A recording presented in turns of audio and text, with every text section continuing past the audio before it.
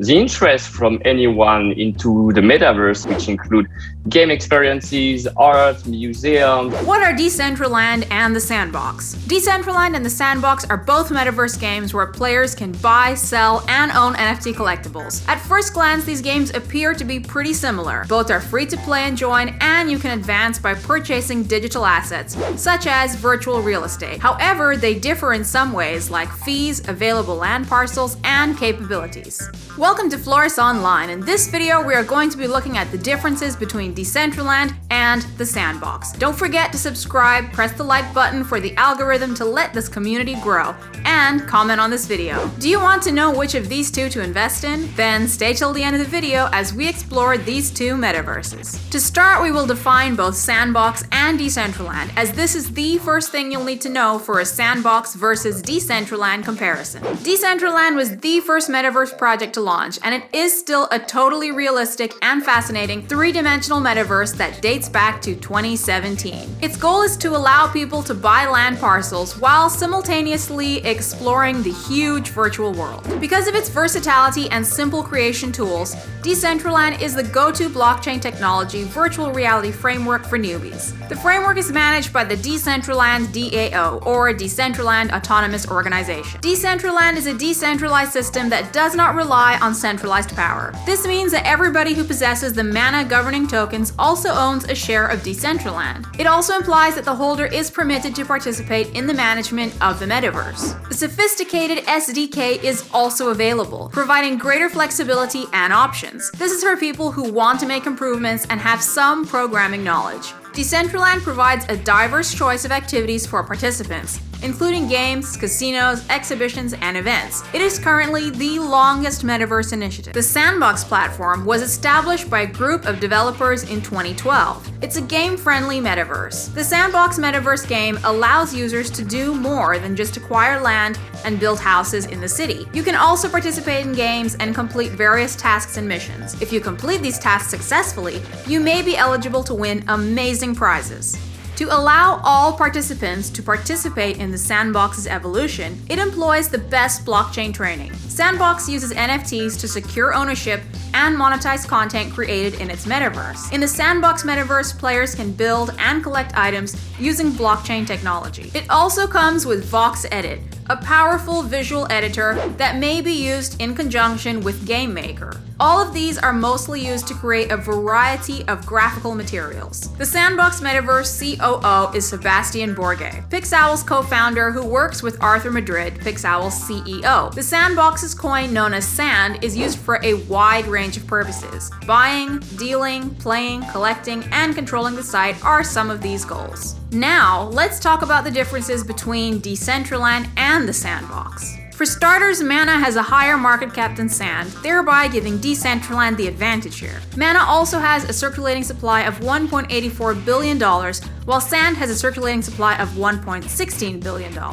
Regarding the number of lands, Decentraland is made up of 90,601 land parcels, divided into individual parcels, estates, multiple parcels, districts, parcels with similar themes, and plazas, untradeable parcels owned by the community. The Sandbox, on the other hand, has 166,464 plots of land that can be grouped into estates, which are owned by single individuals, or districts, owned by two or more people. Decentraland also wins here. Who's backing them? The Sandbox has partnered with over 165 brands. Among the major names are Adidas, Opera, Binance, musician Snoop Dogg, AMC's The Walking Dead, children's cartoons Care Bears, and the Smurfs, gaming brand Atari, and non-fungible token collection CryptoKitties. SoftBank, one of the world's top investment corporations, has also backed them with a $93 million capital round. Meanwhile, Decentraland has just about 20 investors, and they include Digital Currency Group, Kinetic Capital, FPG Capital, Coin Fund, and Animoca brands. Samsung, Cyberpunk, Polygon, Atari, and even the South Korean government have partnered with them. Sandbox wins by a landslide here, as they have way more partnerships than Decentraland does. What are their plans for the future? Sandbox aims to bring the platform to mobile devices by the end of 2022, with a specific timeline. Additionally, they plan to make the platform available on consoles like the Xbox and PlayStation. Furthermore, by the end of 2023, they expect to have 5,000 games on the platform. Sandbox also intends to create in-game jobs. With the help of these in-game jobs, Sandbox aims to replicate the real-world workplace experience. Decentraland, on the other hand, does not have any specific roadmap in place. Decisions will only be made by the team when they believe that there is a benefit in doing so. They are, however, hoping to bring in creators, brands, and celebrities to the space to make NFT drops and advertisements in 2022. What's more, there's a proposal in the works to make Decentraland interoperable with at least 4 other metaverse worlds. Sandbox also comes out on top here, and by a wide margin. Wallet compatibility.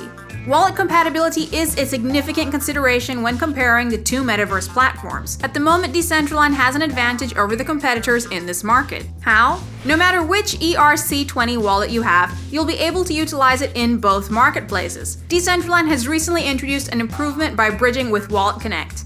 As a result, Polygon users will be able to take part in Decentraland. Purchasing land. Comparing Decentraland and the Sandbox usually comes with some discussion of virtual real estate, as the ability to purchase virtual land on both platforms contributes to the overall user experience and sets them apart from one another. Due to the Sandbox's utilization of OpenSea, as well as the Sandbox marketplace, customers have more choices when it comes to purchasing virtual land. Unlike in Decentraland, where the Mana marketplace is the only marketplace where consumers can purchase land. Conclusion: the Sandbox and Decentraland take different approaches on how they envision their metaverse development.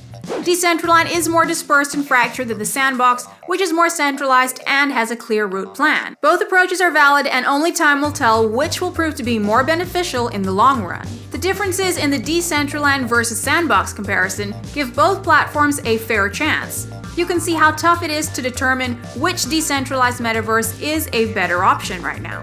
Decentraland has already released a working proof of concept, whereas Sandbox is currently in the alpha stage. Sandbox, on the other hand, is more accessible and has some well-known brands behind it, as well as superior graphics. Both of them, however, have a long way to go in the greater decentralized metaverse's evolution. However, in the debate between the Sandbox and Decentraland, the Sandbox, in my opinion, has gained the upper hand for the time being. It is supported by more partnerships, investors, and developers than Decentraland.